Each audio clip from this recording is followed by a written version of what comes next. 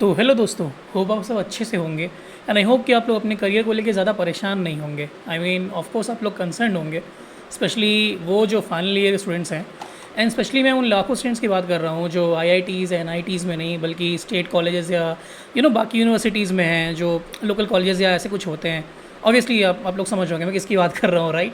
सो इन colleges में क्या होता है कि थोड़ा गाइडेंस और इन्वायरमेंट की काफ़ी कमी होती है या लिमिटेड होता है mostly. And as far as I have seen and observe, ये चीज़ें मतलब उन तक पहुंचती नहीं। बहुत सारी ऐसी इन्फॉर्मेशन होती है, जानकारियाँ होती हैं जो मतलब ऐसे कॉलेजेस के पास पहुंचती नहीं। फॉर एग्जांपल अगर मैं सिर्फ इतनी सी बात करूं कि आपको मतलब ये पता होना चाहिए कि आपने जो रेज्यूमे में लिखा है वो कितना इंपॉर्टेंट है, हर एक लाइन की कितनी इंपॉर्टेंस है। बहुत सारे लड़कों को वो या बच्चों को वो भी पता नहीं होता। और इससे होता क्या है कि the moment you face the interviewer, आप लोग थोड़े से हक्के बक्के हो जाते हैं या कुछ ऊपर नीचे, देयर इज़ समवेयर और दी अदर, थोड़ा कुछ ना कुछ ऊपर नीचे अप एंड डाउन हो ही जाता है। तो आइए इस बारे में बात करते हैं। और चूँकि हमारी पहली वीडियो है तो ऑब्वियसली मैं अपने आप को इंट्रोड्यूस करता हूँ। मेरा नाम आशीष श्रीवास्तव है और मैं भी आप लोग की तरह एक नॉर्मल से एक कॉलेज से पढ़ा हुआ हूँ। मैंने एक छोटे से कॉलेज से इंजीनियरिंग की है, मेरठ के कॉलेज से, जिसका नाम था Meerut institute of engineering technology, जो यूपीटीयू से एफिलेटेड था। आजकल वो यूनिवर्सिटी शायद एपीजे अब्दुल कलाम आज़ाद या ऐसी कोई एकेटीयू शायद उसे कहते हैं। I am not really sure, मैं काफ़ी टाइम से उससे दूर हूँ। एंड मेरे को अराउंड 10 ईयर्स का एक्सपीरियंस हो चुका है, जिससे मैं आई थिंक मैं आज उस फेज़ पे हूँ कि मैं आप लोगों को गाइड भी कर सकता हूँ as a fresher also. And मैं आपको ये भी बता सकता हूँ कि आप लोग किस चीज़ के लिए रेडी रह सकते हैं या क्या क्या एक्सपेक्ट कर सकते हैं अपनी पहली जॉब से या उसके बियॉन्ड, और किस तरह के करियर पाथ और क्या क्या जो आजकल के लड़कों की मिस इन्फॉर्मेशन की वजह से जो काफ़ी सारे डाउट्स होते हैं। तो आइए धीरे धीरे करके उसे क्लियर करने की कोशिश करते हैं। हाँ जी, तो आइए अब बात करते हैं, थोड़ा पॉइंट वाइज चलते हैं, ठीक है। सबसे पहले तो आप सब लोग ये जान लो कि जो भी आप में से जो भी आप किसी भी कॉलेज से निकलोगे या कहीं भी जाओगे, जॉब आप सबकी लगनी है, ठीक है। आप में से कोई भी ऐसा नहीं होगा जो खाली बैठेगा, ठीक है। इसलिए हो सकता है, ऑब्वियसली ऐसा हो सकता है कि किसी की जल्दी लग जाए, किसी की थोड़ा टाइम लगे। आई मीन सबके साथ कुछ ना कुछ टाइम फैक्टर होता है। फॉर एग्जांपल आप में से कुछ ऐसे भी होंगे जिनकी पीपीओ लग रही होगी, इंटर्नशिप लग रही होगी, और कुछ ऐसे भी होंगे जिनका कहीं कुछ नहीं हो रहा for the time being, I mean just for the time being. तो उस केस में क्या होता है कि ऑब्वियसली आप अपने अराउंड लोगों को देखते हैं कि आपके साथ वाले जिनके साथ बैठते हो, मस्ती करते हो, वो प्लेस हो रहे हैं, आपका कहीं कुछ नहीं हो रहा। ये सारी चीज़ें जो एक नेगेटिविटी ऑब्वियसली बनाती हैं, बट इसमें घबराने वाला कुछ नहीं है। ये सालों से होता रहा है, आपके साथ भी हो रहा है, आपके सीनियर्स के साथ भी हुआ है, मेरे साथ भी हुआ था, आपके आने वाले बैचेस के साथ भी होगा। तो इसमें कुछ भी ऐसा नहीं है कि मतलब आप यूज़लेस हो, आप ये सब थिंकिंग नहीं लानी है अपने मन में। और सबसे अच्छी चीज़ ये है कि आप लोग ये बात गांठ बांध लो, ठीक है, कि आप सबकी जॉब लगनी है। अगेन आई रिपीट, हो सकता है किसी के पहले लगे, किसी के बाद में लगे, किसी की थोड़े टाइम बाद लगे, ठीक है, लगनी सबकी है। और अब आप लोग ये सोच रहे हो कि मैं इतनी आसानी से कैसे कह रहा हूँ। सो आई अगेन रिटरेट माई सेल्फ, मैं 10 साल से इंडस्ट्रीज़ में हूँ। मैंने 5 साल पहले तक फ्रेशर्स के भी हायरिंग की है। अब मैं मतलब फ्रेशर्स की तो नहीं करता ऑब्वियसली, मैं पिछले 4 साल से मैं एक्सपीरियंस बंदों की हायरिंग कर रहा हूँ और मैंने पूरा ट्रेंड देखा है इतने सालों में कि फ्रेशर्स ऑब्वियसली, आई मीन इसको गलत तरीके से मत लीजिएगा, बट सबसे जो मतलब यूज़फुल लॉट होता है वो फ्रेशर्स का ही होता है। आई मीन आपको किसी भी तरह से लिया जा सकता है, मोल्ड किया जा सकता है, ट्रेन किया जा सकता है, समझ रहे हो आप। जितना यूटिलाइजेशन आपका हो सकता है जिस लेवल पे फ्रेशर एज अ फ्रेशर, वो किसी एक्सपीरियंस बंदे का नहीं हो सकता। उस पर फिर इनपुट भी ज़्यादा होगा, आउटपुट भी लिमिटेड होगा। मतलब कॉस्ट टू कॉस्ट रेशियो में अगर मैं बात करूँ, जितनी आपकी सैलरी होगी आप उससे अराउंड भी इनपुट दोगे तो वो चीज़ें बैलेंस हो जाती हैं। बट एक एक्सपीरियंस के केस में हायरिंग हमेशा थोड़ी मुश्किल होती है। इसीलिए हमेशा क्या होता है, कोई भी कंपनी छोटी बड़ी जैसी भी हो, फ्रेशर्स की हायरिंग को कभी बंद नहीं करती। ऐसा हो सकता है कि वो आपके कैंपस में ना आए, ठीक है, आपके यहाँ हायरिंग के लिए ना आए, उसके रीज़न भी अलग अलग होते हैं। कई बार क्या होता है कि ऑफ कैंपस सिलेक्शन भी उनका कोटा जो होता है वो ज़्यादा बेटर होता है। कहने का मतलब कि कैंपस में हायरिंग के लिए कई बार जब कंपनीज आती हैं तो उनका क्राइटेरिया होता है, कॉलेज से सेट होता है कि उनको इतने बच्चे उठाने हैं। बट कई बार बिजनेस अप डाउन होता है, जैसे फॉर रिसेंट टाइम्स अभी लास्ट 2 साल से हो रहा है कि बिज़नेस अप डाउन हो रहा है, राइट। तो इनटेक शायद उतना नहीं हो। जब मैं कह रहा हूँ उतना नहीं हो तो मतलब ये है कि जैसे साल में एक फॉर एग्जांपल से फर्स्ट हाफ में, ओके, आपके फाइनल ईयर क्या फर्स्ट सेमेस्टर होता है, that will be your 7th semester, right. तो 7th सेमेस्टर में कुछ कंपनीज कुछ जगह नहीं गई, राइट, क्योंकि उनका इनटेक उस बिजनेस क्वार्टर में शायद उतना ना हो, बट वो ऑफ कैंपस भी लेंगी। बहुत सारी चीज़ें होती हैं, उसके बारे में आगे बात करेंगे, इसके तरीके भी होते हैं, ठीक है। बट अभी के लिए फ़िलहाल आप लोग इतना निश्चिंत हो जाओ, आप लोग अपने एफर्ट्स डालो, जॉब सबकी लगनी है, राइट, ठीक है। अब आते हैं अगली बात पे, पॉइंट नंबर 2 जो सबसे इंपॉर्टेंट है मेरे हिसाब से आप सबके लिए, जो फ्रेशर्स हो आप, ठीक है।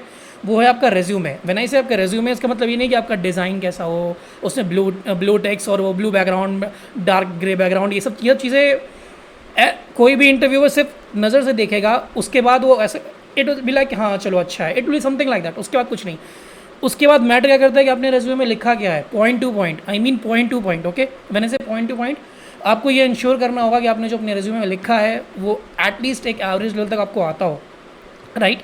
इसीलिए मैं जब भी किसी जैसे मैं बच्चों को मेंटोर करता हूँ, आज तक मैं लोगों को बताता हूँ, बच्चों को बताता हूँ जो फ्रेशर्स हो रहे हैं, पिछले कई सालों से मैं ये चीज़ कर रहा हूँ, राइट। तो मैंने उनको ये बताया हमेशा कि आप रेज्यूमे में वही लिखो जो आपको मार्केट से रिलेवेंट ना लगे, जो आपको अच्छे से आती हो। फॉर एग्जाम्पल अगर मैं कोई लैंग्वेज पकड़ लूँ, ठीक है, अगर आप जावा लिखते हो, C++ लिखते हो, ठीक है, ये सब चीज़ें लिखते हो, ऑब्वियसली एक पर्टिकुलर लेवल का क्वेश्चन आपसे पूछा जा सकता है, B it theoretical, B it coding, B it conceptual, कुछ भी, बट आपसे पूछा जा सकता है, राइट। और जो चीज़ वो जो ज़्यादा हाईलाइटेड होगा, ऑब्वियसली इंटरव्यूअर उस पर ही जाने की कोशिश करेगा, राइट। कुछ कंपनीज़ होती हैं जो स्पेसिफिकली किसी पर्टिकुलर रोल के लिए आती हैं, वो ज़्यादातर मीडियम स्केल या छोटी कंपनीज़ होती हैं जिनके अपने कुछ बहुत ज़्यादा प्रोजेक्ट्स नहीं होते, जो एक पर्टिकुलर सेगमेंट को ही IT के टारगेट करती है, राइट। मैं जस्ट IT की बात कर रहा हूँ। तो उन सेगमेंट्स में क्या होता है कि वो फिर स्पेशलाइज हायरिंग करती हैं, ऐसी कंपनीज बिल्कुल होती हैं। बट उस केस में भी ऐसा नहीं होता कि आपको कुछ जनरिक से हट के कुछ बहुत स्पेशल करना पड़ेगा। आपका जो सिलेबस है आपने ऑब्वियसली उसमें किया होगा, एंड डेफिनेटली अगर आप IT की तरफ हो तो आपको थोड़ी बहुत कोडिंग तो मैंने इसे थोड़ी बहुत, ऑब्वियसली आई डेंट मीन कि हेलो वर्ल्ड, उससे थोड़ा सा बेटर तो आता ही होगा, and not it just coding, आपको थोड़े कॉन्सेप्ट्स भी आते होंगे। सो कंसेप्चुअल अंडरस्टैंडिंग ऑफ जो भी आपने रेज्यूमे में लिखा हो वो बहुत ज़रूरी है, और रेज्यूमे में वही लिखो जो आपको सही से थोड़ा अच्छे से आती हो। इधर उधर की चीज़ें छापो मत, इधर उधर के लोगों से देखो मत, इधर के लोगों से कंपेयर मत करो, और लोगों से ये मत सोचो कि उसने तो ये लिख दिया उसका ज़्यादा हो जाएगा, उसने ये लिख दिया उसका कम हो जाएगा। ऐसा कुछ नहीं होने वाला। आपने जो रेज्यूमे में लिखा है, अगर मैंने आपसे या कोई भी आता है आपसे क्वेश्चन पूछा, आपने उसका जवाब दिया, if I am convinced enough you will be hired, that is for sure. Okay, तो अब आते हैं नेक्स्ट पॉइंट पे, ठीक है। नेक्स्ट 2 पॉइंट जो मैं इस पहली वीडियो में बात करूँगा वो बहुत ही सिंपल, बाकी बच्चों वाले होने वाले हैं। वो ये है कि आपको अपने कॉलेज टाइम में करना है क्या है, 2 चीज़ें आपको करनी है, ठीक है। पहला आपको अपने एफर्ट्स रखने हैं, ऑब्वियसली अपने उसकी तरफ, मतलब आपको अपना CGPA, right, not CGPA, right, हमारे टाइम पे तो परसेंटेज होते थे, राइट। तो आपको अपनी CGPA एक मिनिमम मेंटेन रखना है। व्हेन आई से मिनिमम, इसका मतलब ये है कि हर कंपनी का मिनिमम कुछ क्राइटेरिया होता होगा, राइट। से फॉर एग्जांपल 7.5 या 7 या 8 जितना भी होता हो, ठीक है। आप मैक्सिमम टारगेट कीजिए कि जितना आपका बन पाए, बट इसके लिए नहीं कि अपनी जान देने को आ जाए, ठीक है। ज़्यादा इतना ही मत करिए, क्योंकि अगर आपका बहुत ज़्यादा नहीं आता, आप हार्डली 10% कंपनी से नीचे रह जाओगे, which is okay, which is fine, trust me, it is fine. सबसे बड़ी चीज़ है कि आपकी जॉब लगनी चाहिए, और उसके लिए आपको मिनिमम उतना बनाइए, मेंटेन करिए जितना आपको ज़्यादातर कंपनीज़ में, मैक्सिमम कंपनी से बैठने के लिए ज़रूरी हो। लेट इट भी, अगर आपका बहुत ज़्यादा नहीं आता, आप 10% कंपनीज में नहीं बैठ पाते, it's okay. If not on campus, off campus भी तरीके हैं, उसके हम लोग आगे बात करेंगे, but for now just concentrate on your efforts, ठीक है। एफर्ट्स विद इन रेंज, ऐसा नहीं कि आपने अपनी हेल्थ ख़राब कर रहे हो, अपना दिमाग ख़राब कर रहे हो, लोगों से कंपेयर कर रहे हो, डिप्रेस हो रहे हो, 4 लोगों के बीच बैठ के छुट्टा मार रहे हो और परेशान हो रहे हो कि यार मैं तो ये नहीं हो रहा, वो नहीं हो रहा, ये सब नहीं करना है, ठीक है। ये सब चीज़ें करने से कुछ नहीं होता, ये सिर्फ नेगेटिविटी आपके दिमाग में और भर देंगी, आपको कुछ भी नहीं पड़ेगा, आपको कुछ भी पता ही नहीं चलेगा रियलिटी में क्या हो रहा है, ठीक है। और दूसरी चीज़ ये कि कभी भी किसी से भी, अपने रूममेट से, अपने साथ वालों से, अपने टॉपर से, किसी से भी कंपैरिजन नहीं करना है, ठीक है। सबसे बड़ी बात आप ये ध्यान रखिए, अगर आपका टॉपर, मतलब there is no offence to toppers है, किसी से भी, ठीक है, जिसके ज़्यादा परसेंटेज आते हो, ज़्यादा परसेंट लाते हो, ज़्यादा CGPA आता हो, obviously they are very good, ठीक है। बट स्टिल अगर बहुत ज़्यादा डिफरेंस होता, ठीक है, तो वो और आप साथ नहीं पढ़ रहे होते। सबका अपना अपना एक जर्नी होता है, सबका अपनी अपनी कैपेबिलिटी होती है। आई मीन मैंने से कैपेबिलिटी, इसका मतलब अपना अपना एक वो होता है, क्या नाम है, लेवरेज पॉइंट होता है। कोई किसी चीज़ में अच्छा होता है, कोई चीज़ में अच्छा होता है, राइट। अब में से कुछ होंगे जिनकी एनालिटिकल थिंकिंग ऐसी होगी जो टेस्टिंग बहुत अच्छी करते होंगे, मतलब कर सकते होंगे, जिन्होंने अभी तक टैप भी नहीं की होगी अपनी उसके एबिलिटी को। आप में से कुछ ऐसे होंगे जिनकी लॉजिकल थिंकिंग अच्छी होगी, वो कोडिंग अच्छी कर सकते होंगे। आप में से कुछ बंदे ऐसे भी होंगे, ठीक है, जिनकी एनालिटिकल प्लस फंक्शनल थिंकिंग अच्छी होगी, जिसको भी आगे हम बात करेंगे, एक्सप्लेन करेंगे इसके बारे में, ठीक है।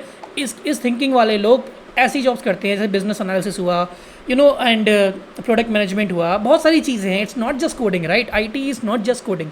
इस पे भी मैं एक पर्टिकुलर अलग से वीडियो सेगमेंट बनाऊंगा, जिसमें आप लोग को ये समझना पड़ेगा, मैं समझाऊंगा भी, आपको समझना पड़ेगा IT is not just coding, IT is hardly 40% coding, and trust me, ये सच है। जब आप लोग आओगे तो आप लोग शायद एक बार को याद भी करोगे जितने लोग मेरे को सुन रहे हैं कि मैं बिल्कुल सही कह रहा था, but for now just think कि सिर्फ कोडिंग ही सब कुछ नहीं, इसके लिए आपको वो होना है, राइट। और कभी भी दूसरों से ये नहीं करना है कि उसका सिलेक्शन हो गया मेरा रह गया, सबसे इंपॉर्टेंट पॉइंट है, ठीक है, सबसे इंपॉर्टेंट पॉइंट। कभी भी कंपैरिजन नहीं करना है दूसरों से, कभी भी अपने आप को डिमोटिवेट नहीं होने देना है। हाँ, बट ये नहीं सोचना है कि हाँ चलो लोगों ने बोल दिया कि हो रहा है, ठीक है।